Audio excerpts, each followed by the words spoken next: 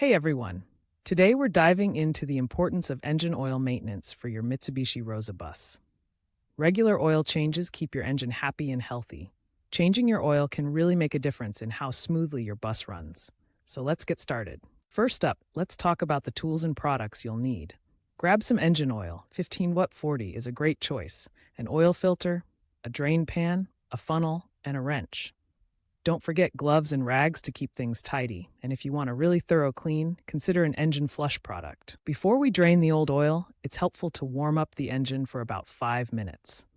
This step improves the oil flow, making it easier to drain. Just remember to keep safety in mind. Now let's drain the old engine oil. Remove the drain plug and watch that black oil flow out. It's satisfying to see how dirty it is. Next, we tackle the oil filter.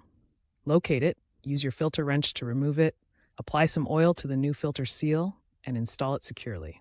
Then, take that funnel and add your fresh engine oil. Depending on your engine, you'll need around 6 to 7 liters.